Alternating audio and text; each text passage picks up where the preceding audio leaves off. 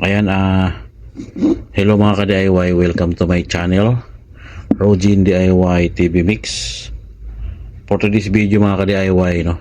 Ito meron tayong unit,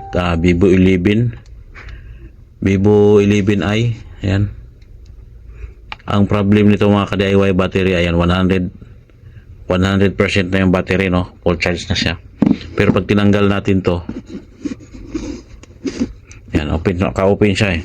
Pag tinanggal natin to, mamamatay siya. Ayan, mamamatay na yan. Hindi yan mamamatay siya mga ka-DIY. Ayan, wala na. Ayaw na siya. So, ibig sabihin, no, ganyan lang siya, oh. Logo na lang. So, susubukan natin to mga ka-DIY, no. Hindi tayo expert. Ano lang tayo, no. Nag-DIY lang tayo. Hindi rin tayo nagre-repair ng cellphone. So, i-DIY natin to, no. Battery fuse. Sa napapanood ko sa YouTube, battery fuse daw ang problema. So, repair natin yung battery fuse, no. Jumper natin yung battery. Mga ganito mga ka-DIY, oh. Kaysa ipagawa natin sa technician, magbabayad pa tayo ng labor. Tapos sisingilin pa tayo ng mga 500 siguro, more or less. So, try natin buksan. Dito lang naman yan, oh. Ganyan lang siya, oh. Hindi siya nag-open. Yan, oh. Ganyan lang. So, buksan natin. Dito natin buksan. Ngayon, bubuksan natin. Yan, binuksan, inano ko na, yan, oh. Para hindi tayo matagalan. Yan.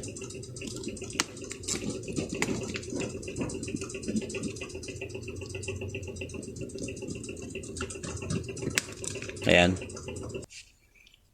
So, simulan na natin mga ka-DIY, no? Dahil beginners pa rin tayo hanggang ngayon. Nakalimutan ko tanggalin yung SIM card. Ayan, yung lagayan ng SIM card, tanggalin muna natin para hindi masira. Ayan, naangat ko na yung likod. Ayan, no?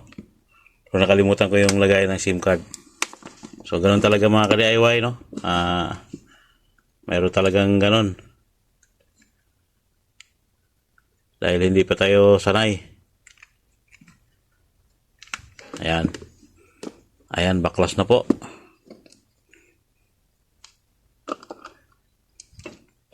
So, magtanggal na tayo. Tanggalin lang natin itong tornilyo.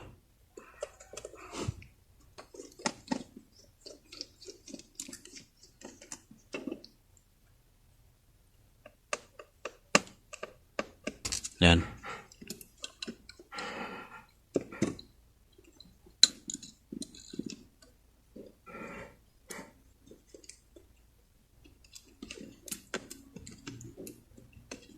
Ano to? Nakadikit pa siya.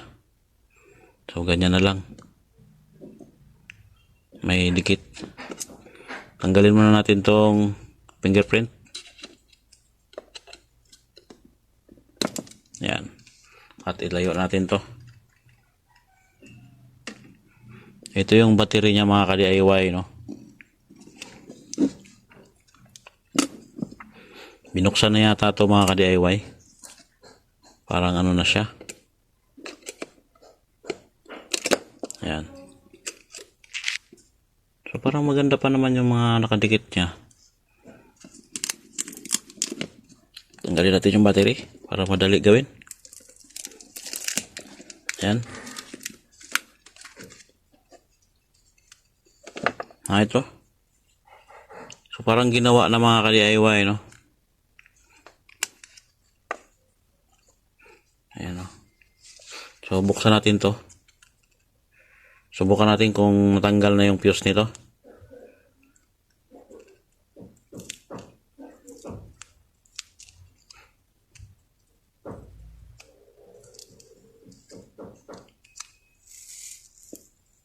Parang pandikit pa rin naman.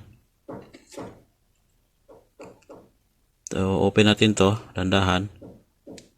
Ayan. At yung tatanggalin natin, tatanggalin natin ito mga ka-DIY. Ito. Yung pinaka-fuse niya. Tapos jumper na lang natin yan. Direkta na natin. Ayan o.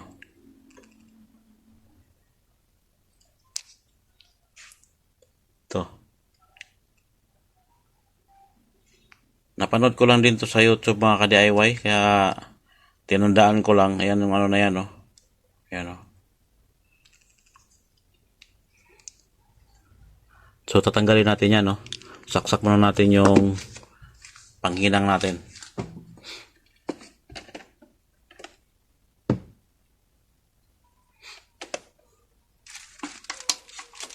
Yan, painitin muna natin yung panghinang. So ayan, mainit na yung panghinang natin mga ka-DIY no. So tatanggalin na natin.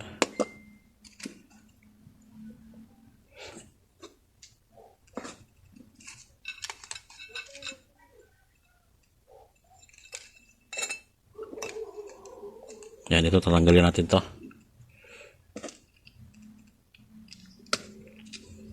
Lagyan natin ng ano. Yan.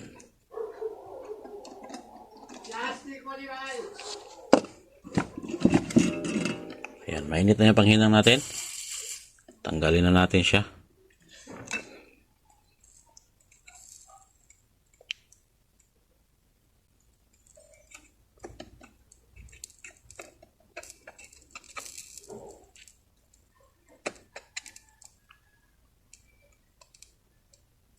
Ayun.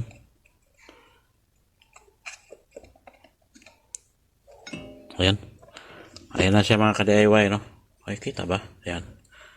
Tanggal na. At ito yung, ay.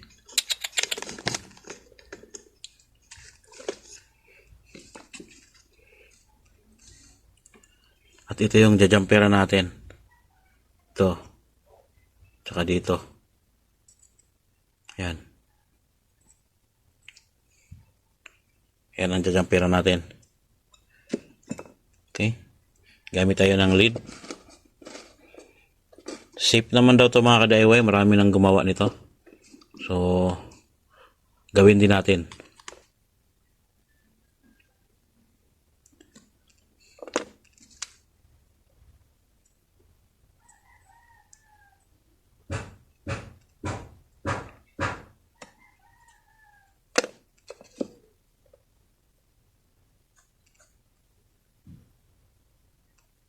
Ayan.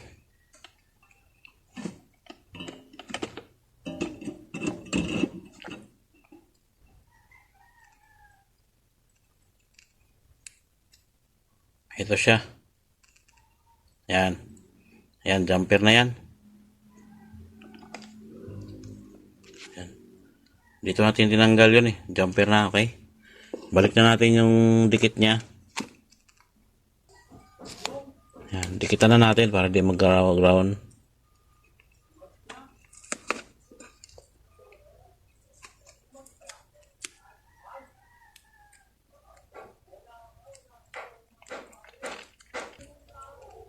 Yan na siya. Ganun lang kadali mga ka-DIY, no? Mahirap lang yung pagbukas. Tapos kabit na natin.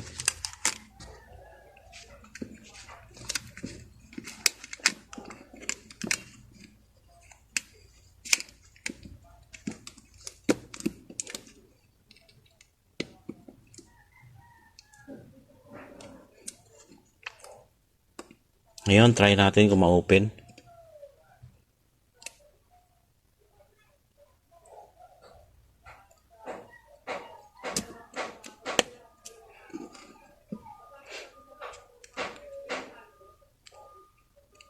Okay, try natin.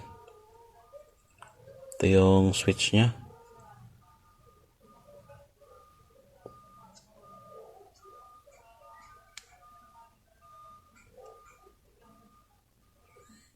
Yun.